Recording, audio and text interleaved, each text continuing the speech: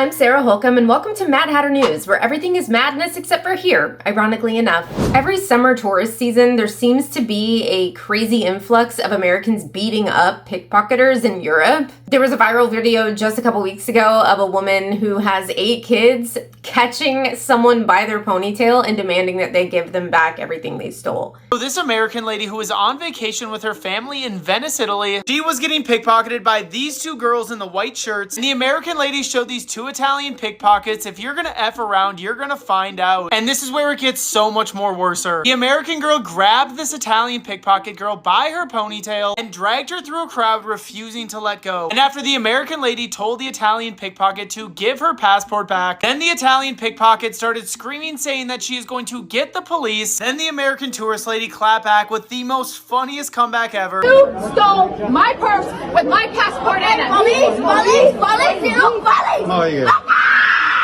Little girl, I have 8 kids. You're not getting to me. But this is where it gets even more insaner. Police ended up taking these 2 girls in, but now just a few days later, they have been spotted out in public again. This is just proof that you do not F around with Americans. She's like, I got 8 kids. You are not gonna scare me, honey. Screaming in my face is not gonna do anything. But that's the thing. A lot of pickpocketers, when they target Americans, they're not expecting Americans to fight back in the way that they do, because I guess other countries don't. What they even do if they get pickpocketed, do they just let them run away? They don't track them down? I heard of a woman who got her luggage stolen at the airport, and she tracked it down through an air tag that was in her luggage, and she just busted out the windows of the car and got her luggage back.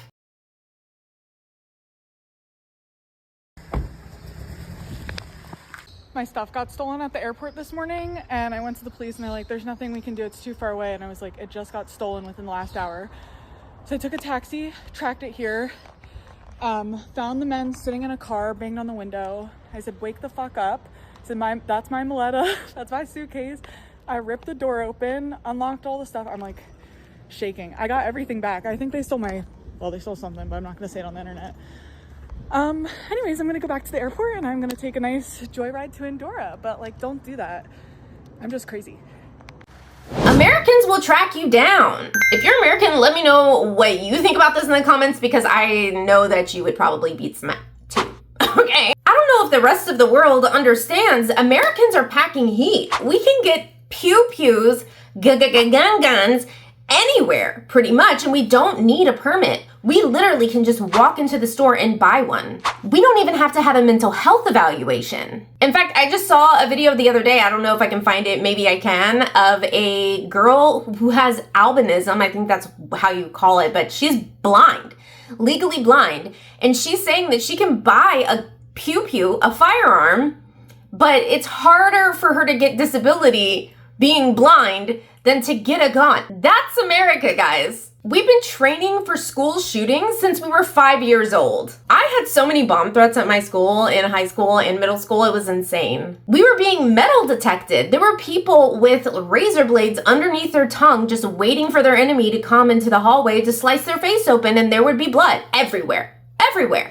I actually said that in my TikTok, and in the comment section somebody was like, oh, you went to school in Florida too? I was like, how did you know? That was definitely Florida. I guess that's a Florida thing. Fact of the matter is, Americans are tough. If you're gonna try to steal from an American, you better have a good weapon, like a good one. And the fact of the matter is, there are no guns allowed in Europe. Like, people cannot just buy them like Americans can. In fact, one of my favorite rappers is a little bit less well known, but I was just watching one of his videos today. I like him, his GXX, his name is God, but he goes by, like, long story. But he's out of Texas, and I love the fact that he has like house parties with regular looking people. They don't have fillers, like the girls aren't all like pumped up and looking like how they do in all these rap guy videos. He really maintains his true self, but I just noticed in a lot of the videos, they were just brandishing guns.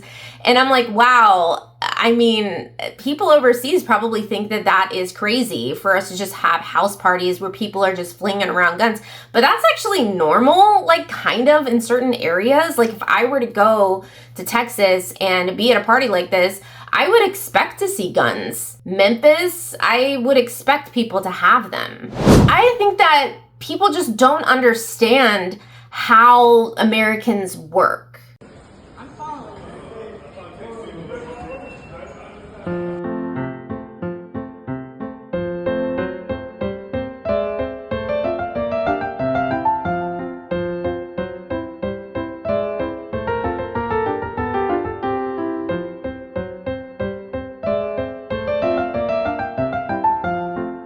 some French people staying in my Airbnb. I had an Airbnb in my last place I used to live out of my guest room. And I had some French people staying, and they asked me, is it true that people just have guns here? And I was like, yeah. And they're like, why? And I was like, why not? Let me tell you something. If guns are illegal, the illegal people, the criminals, are going to do the illegal thing and get the gun, right? So why would you not want one, but the criminals have one? Make it make sense. Make it make sense. I think that either they can't catch that we're American overseas when they're trying to pickpocket us, or they just don't know this about us and they try us and then they just get pummeled like in the street. One question, something may leave my court. Anything you say, maybe give evidence. Yeah, good one. Just make the cops up there. They're good. I think spitting at people's okay, huh? Are we arrested for handling? Yep.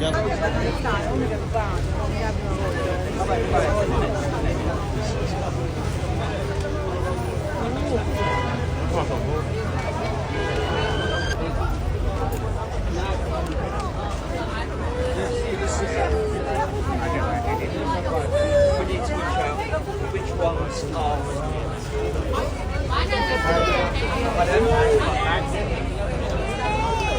these are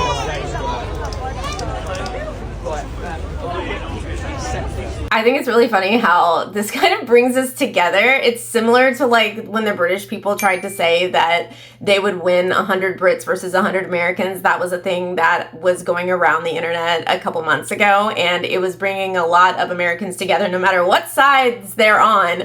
We're all agreeing Americans would win that ish. And this is kind of the same thing. Like, we would definitely win if somebody tried to pickpocket us. Like, it's not going to happen. We're going to track them down. We're going to make sure that they pay. We're going to hold them down. We're going to beat them up. Like, that's just what we're going to do.